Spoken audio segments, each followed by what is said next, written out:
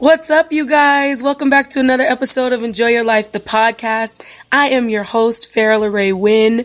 I thought that we were not going to be able to do this as scheduled because I have been under the weather and I lost my voice completely, but God has restored me and I'm excited. I still sound a little sniffly, but that's okay because we have an amazing topic today that we're going to be talking about. I have an amazing guest here with me that's going to be talking about this topic with me. But I just want to give you kind of a brief introduction. So if you do follow me on social media, and you should, you'll know that I'm deeming August for my podcast the month of friendship. We're talking about friendship because a friend of mine, one of my best friends actually, Nikki Phillip, also known as Nikki. She passed away in 2016 on August 2nd.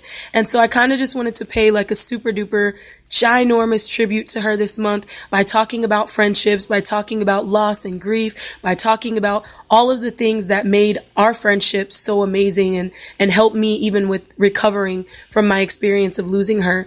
So today I have a special guest, one of my favorite people in the entire universe, my cousin, the love of my life, my boo, my girl, my BFF, my cousin Janay. She's here on the phone with me, and we're going to be talking about coping with the loss of a friend, both natural and spiritual losses. What's up, Janay?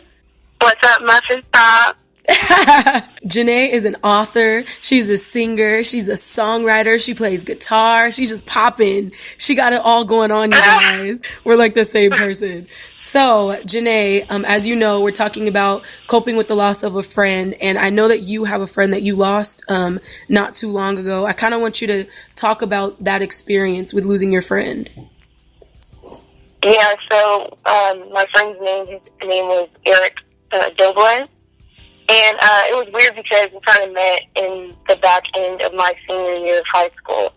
And I was kind of intrigued by him. He was like a different character. He was really tall, Caucasian, with a blonde Jew fro. And so I'm so intrigued by him because he walks in with a motorcycle helmet attached to his arm, and I'm like, Ew. Yeah, it was weird because I was really attracted to him. I was just attracted to his character, and so we got to know each other a little bit more. And he was just a nice guy, very wholesome, with a good heart, and no wonder because he was a really strong Christian.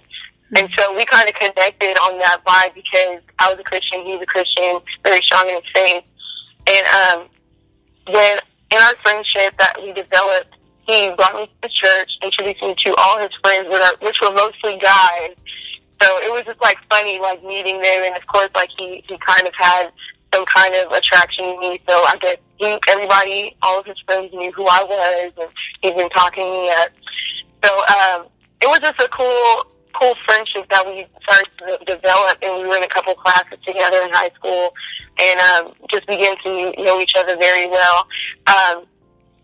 There was no relationship that developed between me and my friend Eric, because it was kind of a different realm that we were going through. We were going on different paths, and he decided to join the Marines, and I stayed back at home, and he started his life out there, and it was already his plan to join the Marines. And so he did that. He did everything that he wanted to do in his life, and he had just bought a new motorcycle, which he would talk about all the time, constantly in high school. And he actually finally got it.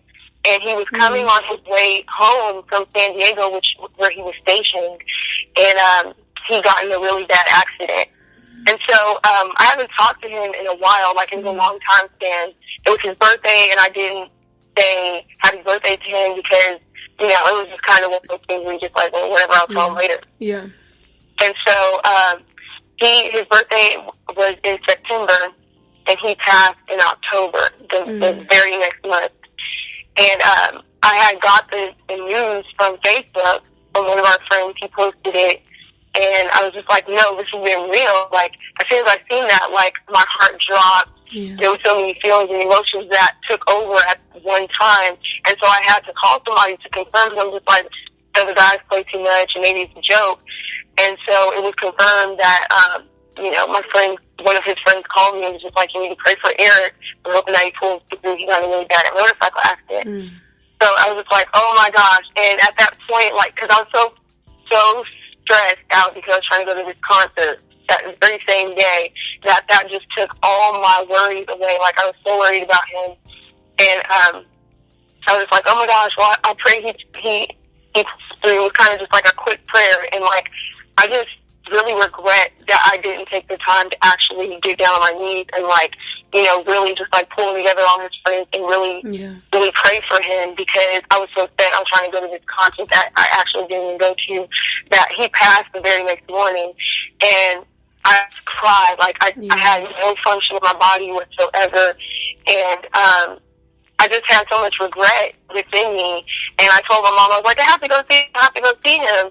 And she was like, you can't. He's in San Diego. There's no way we're going to be able to make it in time. Is there anything that you did that helped you get through that time of your life, or like maybe a morning ritual of praying every day, or going for walks, or spending time with your mutual friends, or something that really helped you get through all of that? Well, the friends that he introduced me to at his church, there were so many guys. Like, there were so many guys, and they treated me like a sister. And so I think that helped me a lot, because we got to group together. We had a memorial for him at his home church, and we were just there to memorialize him. And we still do to this day. Like, I have a bear that he gave me, and we still talk about him.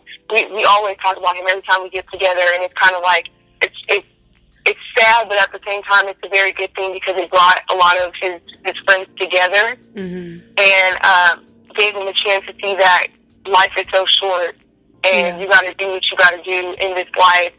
You know, do all that you can do and just live the best life. And Eric was the type of person, no lie, and this is not just because he passed away. He had a great heart, and he was a leader. He was a leader to all those guys. He showed them the love of Christ, and showed them how to walk as a Christian man. So he left a really good legacy in the short amount of time that he lived, because he died so early. But he brought so many people together, and it's just a testament for the people that already are surrounded and grouped together and talk about him. So just talking about it makes it better, grouping together with people. It even helps with the regret, because as soon as somebody passes, you think that it's your fault. Right. And you start, wondering, what did I do wrong? Or, you start pinning all the things that you didn't do or did do when somebody passes, because, that's the end of the road for them, and you're never going to see them again. But you just have to know within your mind and within your heart that you did the best that you can do, and that you have to move on and, live your life as well. Okay, so I want to talk a little bit about spiritual losses. So the way I identify spiritual losses is that these are the ones that where we lose someone, but they're still alive. You know what I'm talking about? How would you say you learn to deal with those kinds of situations? Spiritual losses, I can relate that to my family. So my mom and dad got divorced. It was kind of like a spiritual disconnect from everything, from everybody, from God. And it was very, very detrimental time in my life. But what I can say for that is, it's not going to just be the next day that you're going to go get over it. It's going to take time. It's a daily thing. It's a daily sacrifice of trying to suppress those feelings and try to pick up what God says in something that is going to make you whole. Like, it's a choice to be happy, and it's a choice to be sad about those types of situations, especially spiritual, because it's the most important. It's so much more important than natural living, because this is only for a short time. So it's not going to be a quick reset, a quick healing. It's going to take some time, honestly. So all I can say is really just stay close to God and push through, because He's going to sustain you if you're covered in Him. Amen. She's getting ready to preach when she starts using words like sustain. Shut up.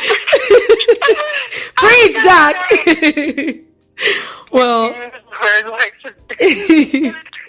Well, thank you so much for sharing. Thank you for sharing your time and your story and your experiences.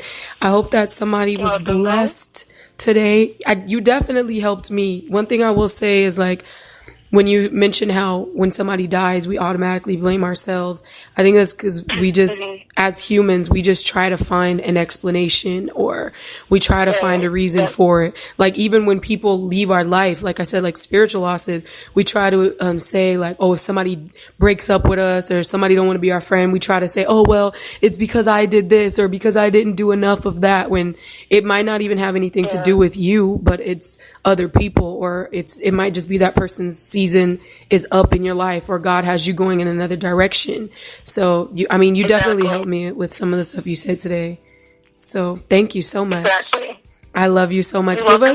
Give us your Instagram name. You guys go follow her on Instagram. Stay tuned. She also sings with a band, JG and Red Letter, and she's fire. You guys need to stay tuned for all of the stuff that they have coming up. She also, like I said, she's an author, so she has a book, Ishmael's Redemption. We're going to have to do like a whole nother interview so we can just talk about you as a person.